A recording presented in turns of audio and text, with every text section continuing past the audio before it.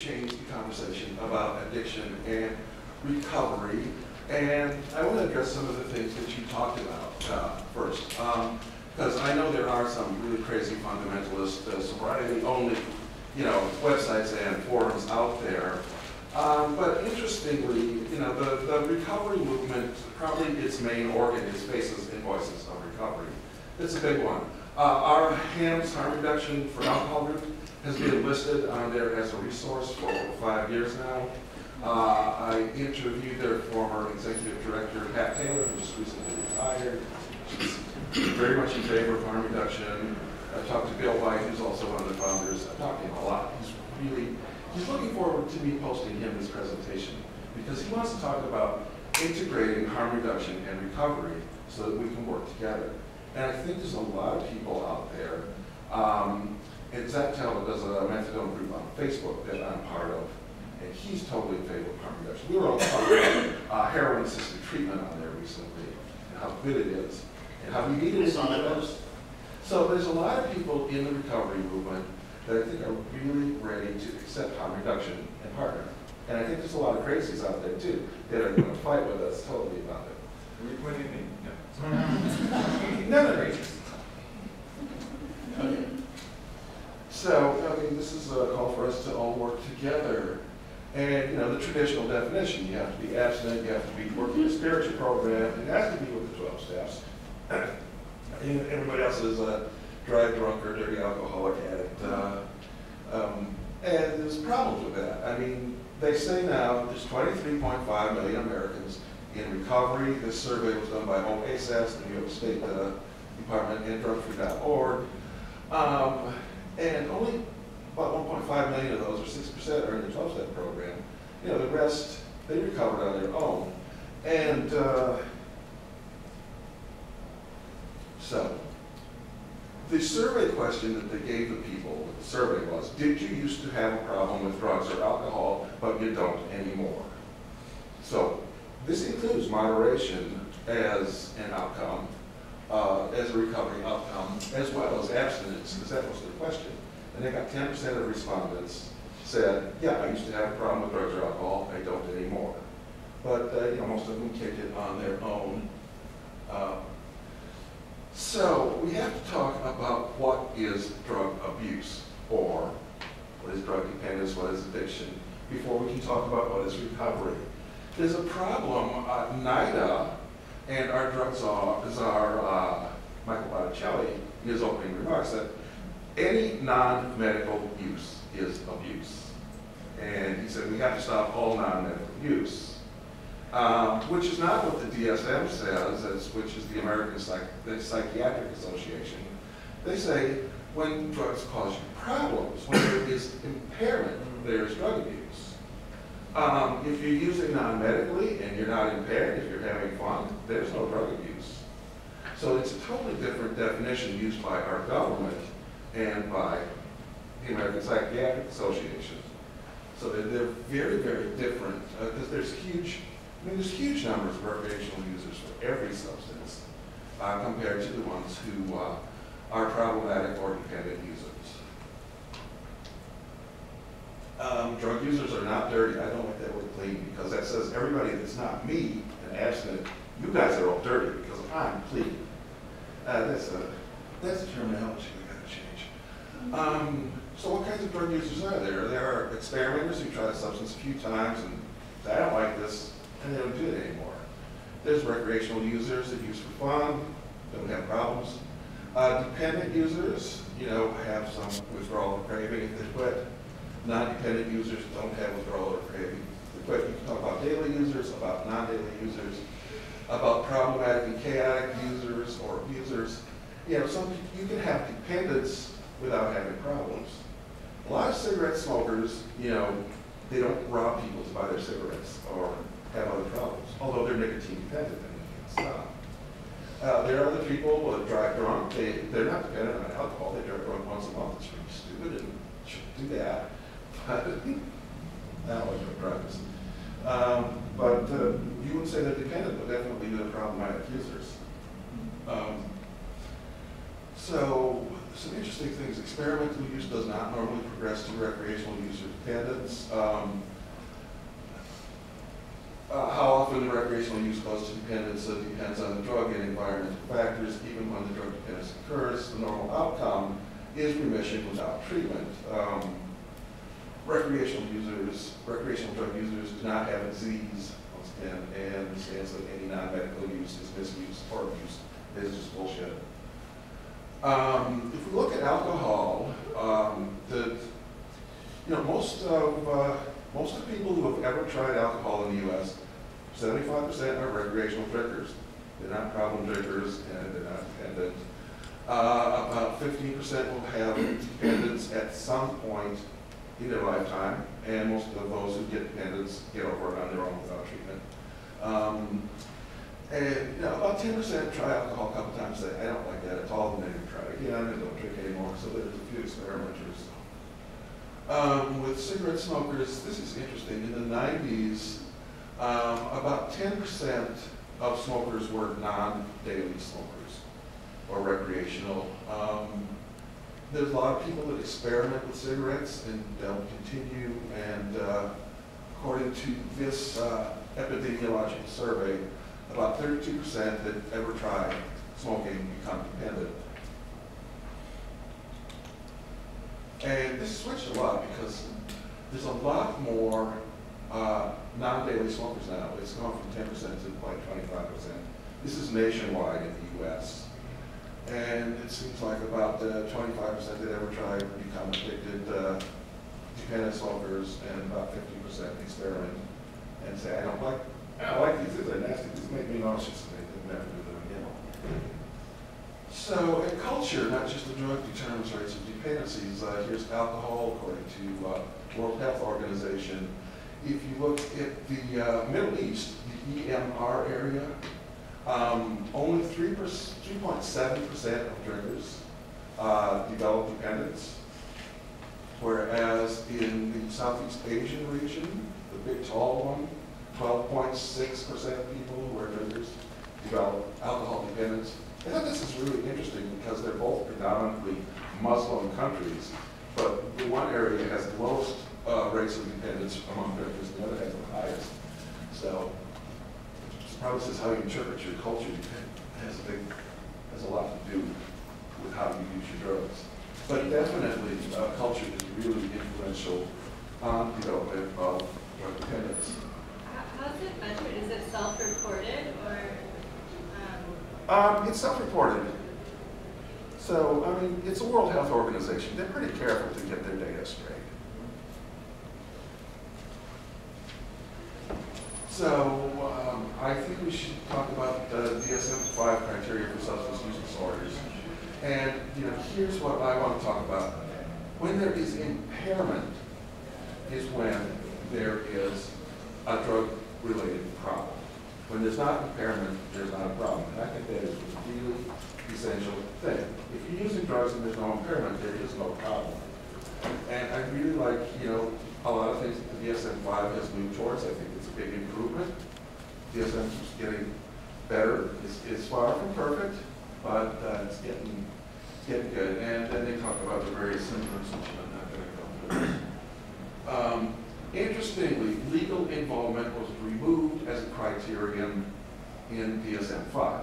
So, in DSM-4, if you got busted for marijuana possession, your drug counselor or your psychiatrist, whoever would say, that is a drug-related problem. You had a legal problem because you possessed marijuana, and therefore you must stop because it proves you have drug use.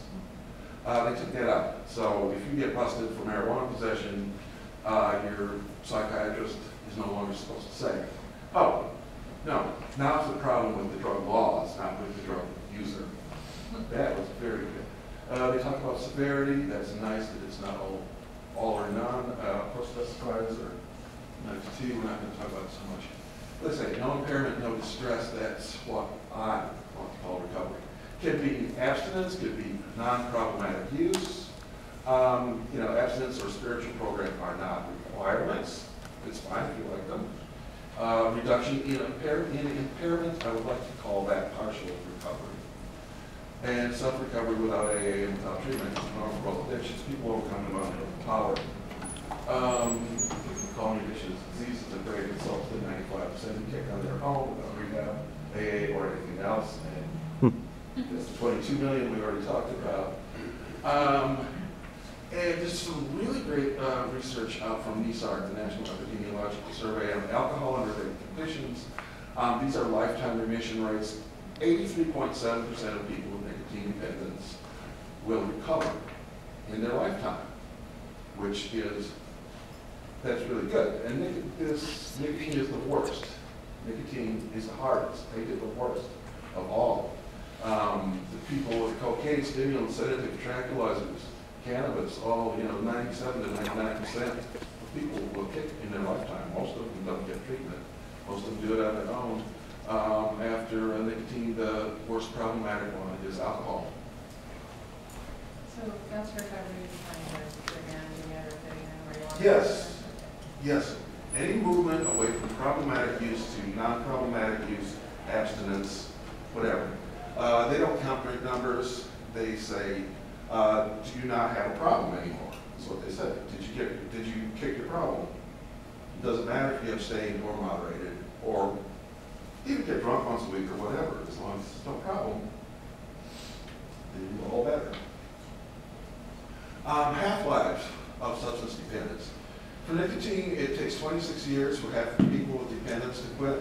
This is from the time they're diagnosed till the time they recover, go to either quit cigarettes or non-daily smoking, whatever.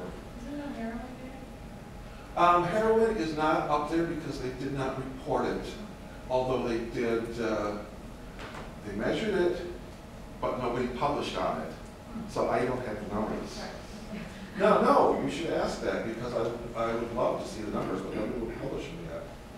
So that's why that's not up there. Heroin's omitted quite a bit in some of this data because they haven't published on it. So they published on the other ones. Oh, here's the drug list and how they define the difference between sedatives and tranquilizers, which is bizarre. But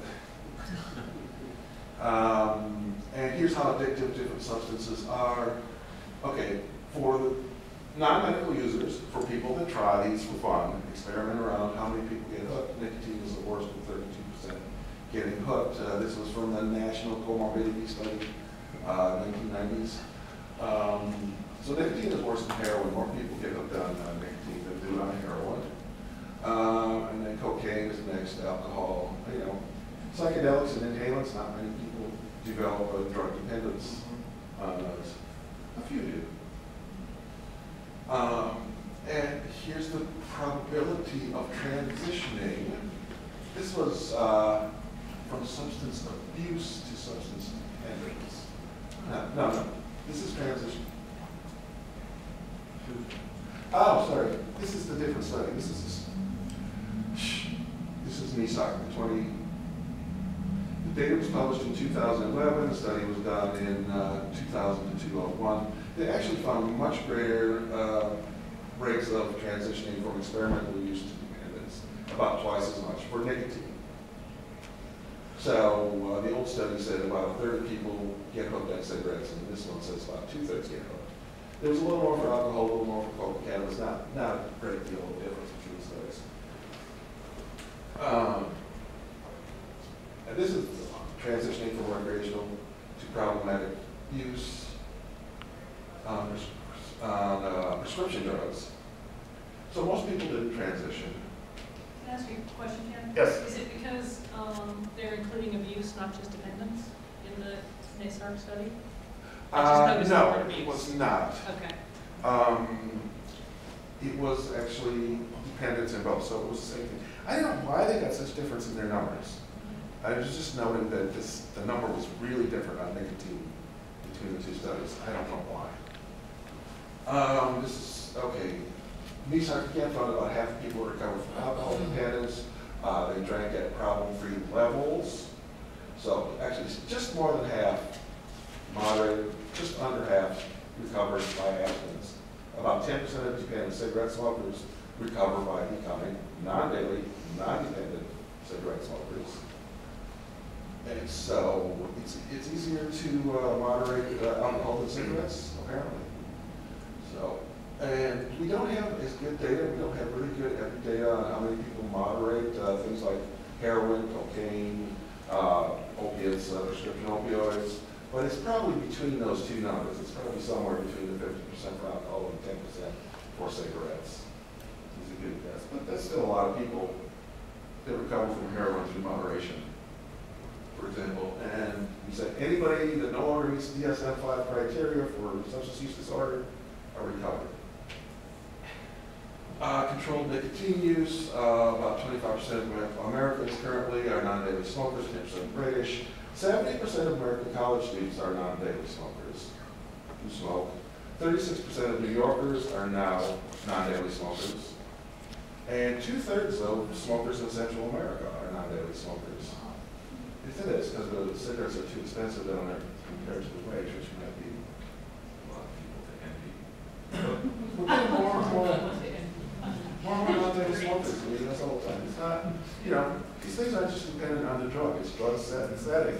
It's the culture you're in really has big effects on, you know, the number of cigarettes people smoke per day increases until they're 40 and then starts going down. And 10% of Americans have switched to non-daily smoking from dependent to daily smoking. And in various countries over the world, 1 to 7% of smokers are switching to non-daily smoking. And a lot of people report big reductions in cigarette smoking too. Here's a report on a cohort. Everyone wanted to cut back in this study. And so we're going from a baseline to a 12-month follow-up. What we found is the treatment basically had no effect, but everybody that wanted to cut back significantly, whether they got treated or not. So if you want to cut back, you can. So reductions in cigarette use are very common among people that want to cut back. They're very lucky.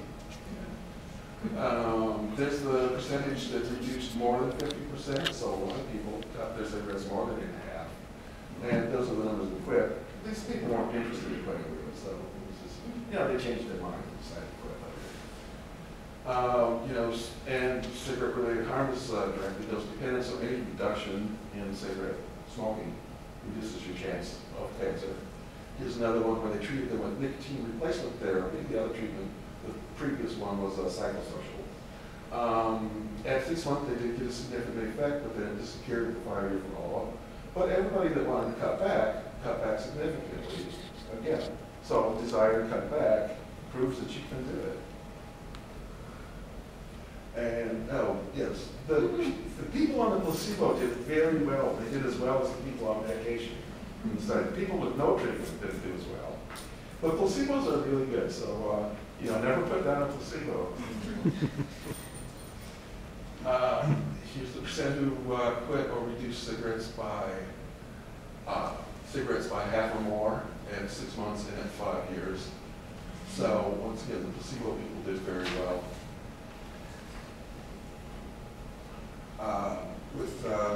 Okay, here's the controlled heroin use. So Warburton did a study. He recruited people online, asked them to give their data to him, and he said, I want controlled heroin users to respond. So he specifically recruited controlled users. So this doesn't tell us anything about how common controlled use is in the general population of heroin users. These are specifically recruited. And he found that out of his 51 users, 13 reported that they'd never been dependent. 22 reported that they were formerly dependent, but now using without dependency. 9 were dependent, but they were controlling it, so they weren't going up. You know, they were keeping the dependency under control. 7 were transitional, they were either quitting or getting chaotic.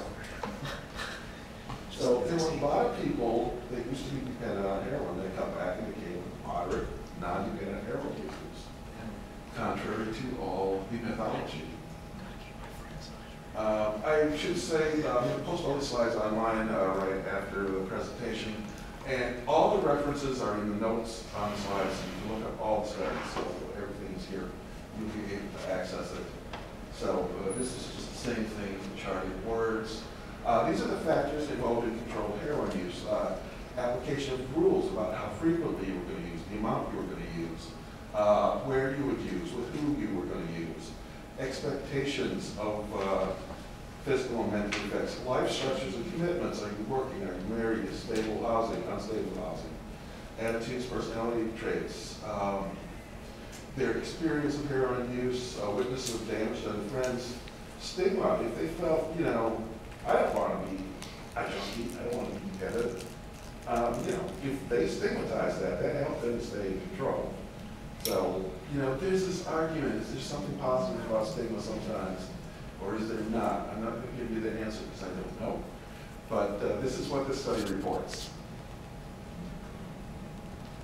Here's what drug users look like on TV. If you saw Breaking Bad, here's what they look like in real life.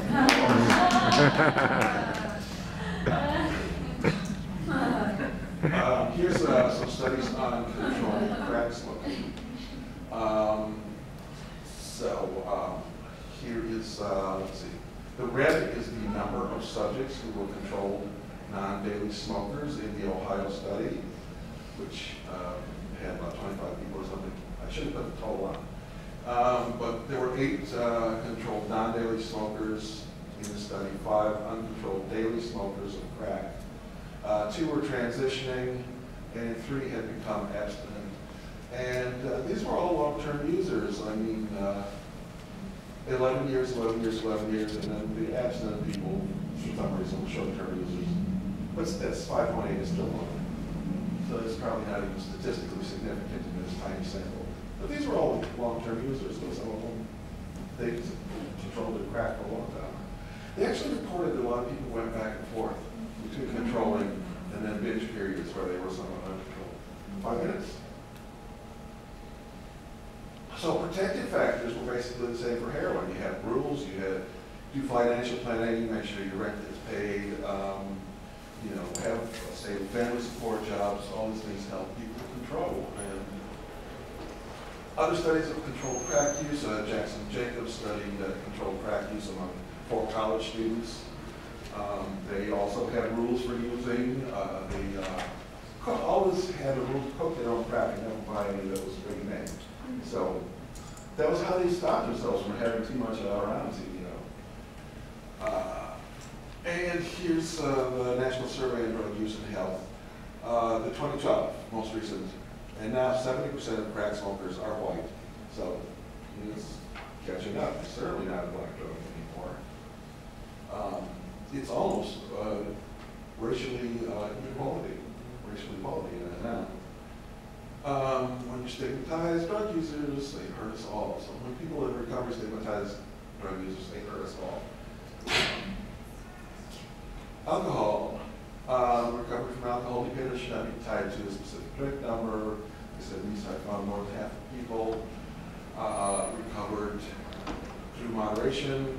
Here's some studies they did with homeless alcohol-dependent people in wet housing, which Susan Collins has reported on at this conference yesterday. But there's significant drink reductions in people who, they're still alcohol dependent. They meet all the criteria for alcohol dependence in the DSM-5 of DSM-4. But they've reduced their drinks. I mean, the peak number of drinks they would have on their worst day, they went from an average of 40 down to 26. And their average number of drinks per day, they went from 20 as their average number down to 12. So, I mean, 40% reduction, 35% reduction, huge reductions in alcohol use, even though they remain dependent according to the criteria. There was another study with naltrexone. The first was just the effect of housing. This is the effect of naltrexone plus harm reduction counseling. And we saw, once again, huge reductions in alcohol use. 34% decrease in peak use, 6% decrease in problems, 25% decrease in typical use.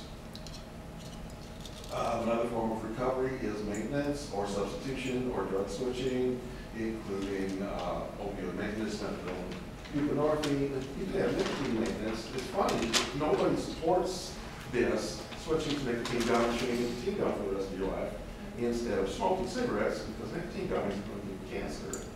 But they'll say, you know, pick your quit, they do the gum for 6 months and quit. But nicotine maintenance is really reasonable. Cannabis substitution works for lots of drugs, for alcohol, and full recovery if you get rid of all impairment, and if you get rid of some impairment, it's definitely partial recovery. Heroin-assisted treatment is also recovery. Here's the numbers on one of the studies of heroin-assisted treatment. They cut their street use in heroin by, the number who cut the use of street heroin in half or more is in the heroin use. Heroin treated group was 72%, and the ones that were nearly absent from street heroin in the heroin assisted treatment was 41%, so they did significantly better with the heroin assisted treatment. So, pretty happy. I talked about nicotine maintenance. Low-tar nicotine cigarettes aren't really good to switch to because most people smoke more and they can actually get more tar and nicotine. So that's one that doesn't really work well. Oral tobacco, all oral tobaccos are less carcinogenic than cigarettes. Swedish snus is basically non-carcinogenic, so it's very safe. It's as safe as gum. E-cigarettes are good.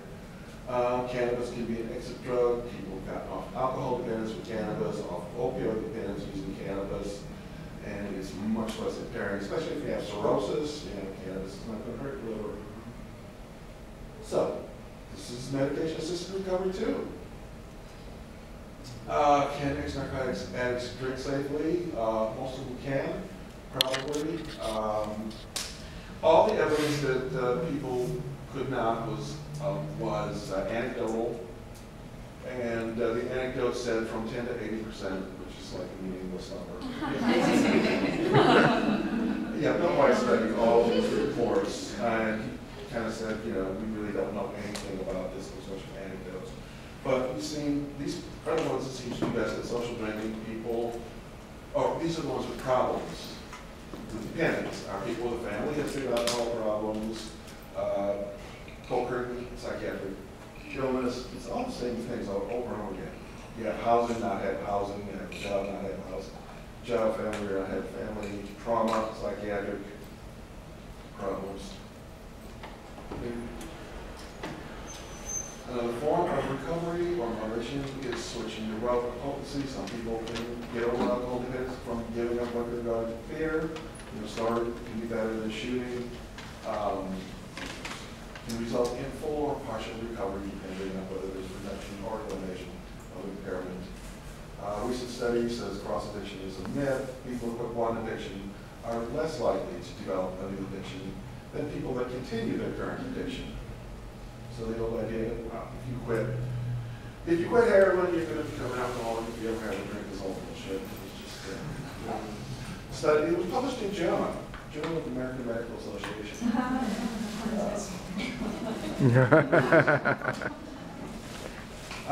you be dependent on one substance and in recovery from another? Of course.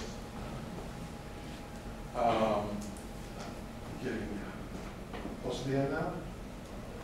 So I think that we should celebrate every positive change. There are many ways to recover, and they're all valid. That's why it says voices of recovery right in the front. There are many pathways to recovery. So let's support all the different pathways. And nobody should point fingers and say anybody's recovery is less valid than any other person's. Psychiatric comorbidity is important. I just wanted to talk about this because most people with substance dependence don't have antisocial personality disorder. They don't engage in pathological lying and crime and all that. With alcohol dependence, 61% don't have antisocial behaviors. With drug use disorder, 38% have no antisocial behaviors. 42% have some antisocial behaviors, but only 18% have antisocial personality disorder. So, saying, well, you have to get honest and confess to being a pathological liar and criminal, all this stuff they did in treatment is not a piece of bullshit that we have to get rid of because it doesn't fit what people are. But doesn't some of the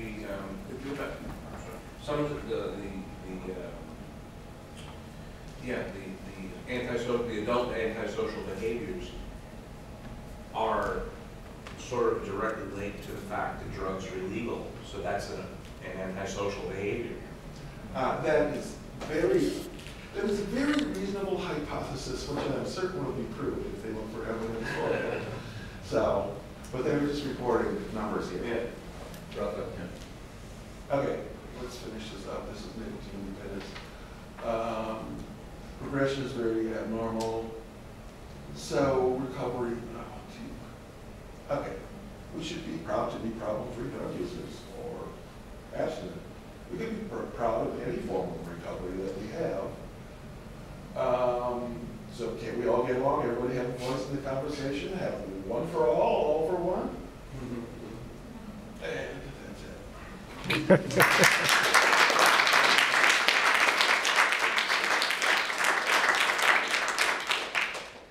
Okay, lots of time for questions. And if anybody does know Emily, or know say she missed, she missed a during session. That's very interesting. We're going to take questions now because I'm the moderator. I get to have the first question and first comment. So just one thing about what you were talking about, the whole definition of impairment. I don't know what impairment is. I mean, anybody see me in the fashion show last night? Okay, you might have thought I was impaired, but no, that was not impairment. Yeah, because I don't know. It's a strange definition to me. The impairment, we actually have to go through the list of 11 things. 11 things. Skip that Yeah. slide. The slides are online, you said? Yeah, they're all online. They will be online. I'm going to put them on our website, amsterdam.org. I will put them on tonight. Okay. And so they'll all be Okay, available. so I'll look that definition up. So questions? But what, no, it's very important to talk about what impairment means, because to me, impairment means that it's causing some kind of problem in your life. So, and it's really, I think it's very much up to you to determine the problem. So, if your drinking causes you to lose a job, that's impairment, definitely. It causes friction with your spouse, and your spouse says, I want to divorce you unless you stop drinking. Well, maybe your spouse is very self-righteous, and maybe you want to divorce her anyway, but if you think, no, I love my spouse, and this alcohol is really not very important compared to that, then that's another form of impairment. So it really is it causing life problems? Is it interfering in your life in some important way? So just funny because in the state called DUI, right, driving under intoxicated. Yeah. We call it impaired.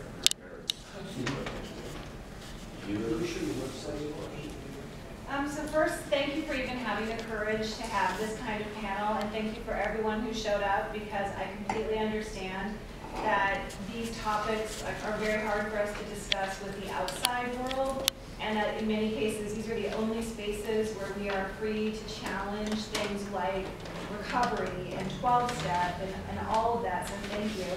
So my name is Megan Ralston. I'm from the Drug Policy Alliance, and so I am a formerly seriously multi-substance dependent person. I do not have a brain disease.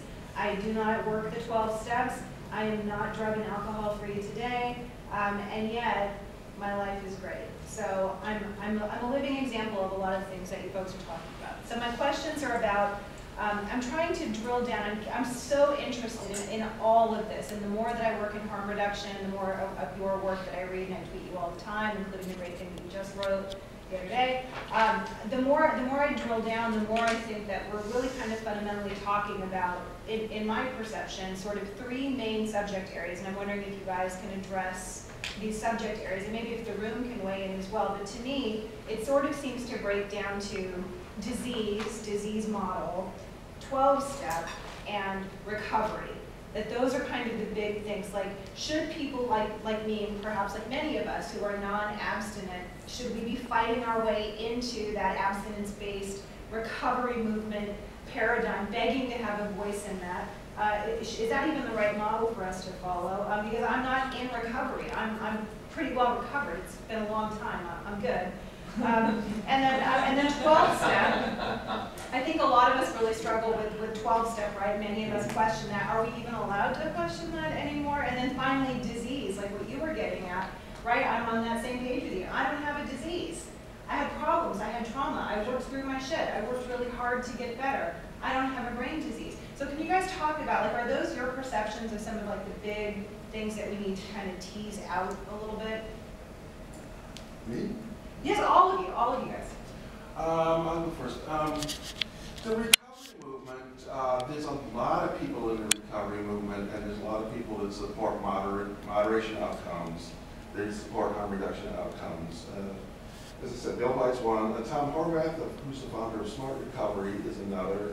When I was talking to Tom, he said, well, originally I wanted to make Smart Recovery a harm reduction program, but they told me I'd be sacrificing my professional career if I did that. So I pulled back. But I think harm reduction is the way to go. But yeah, there's a lot of people in the recovery movement that are very supportive of moderation and harm reduction. So that's one. I find the disease model not useful. Actually, I find it negative. Most of the people in my group don't like it. We don't have an official position on it. If you want to call yourself diseased, it's your own business. But most of our people will say, no, I have problems, and I need to learn skills to overcome my problems. Maybe I need therapy to overcome some of my mental health issues. And those are all good. So we don't really go with the disease too much. Recoveries, I mean, the word recovery is used for a lot of things. If there's a depression, there's a financial recovery. If you have a broken leg, you have a recovery. So I don't, have a total problem with the word. What do you guys? I mean, I think it's what you pointed out, that the three things were definitely accurate. Certainly the disease model, and yeah, just the language of disease and the language of recovery implicitly positions drug use as one thing, and that's always negative, which I think is kind of related to the two things. Rather than, I mean, there's so many different types of drugs, and there's so many different situations and people, and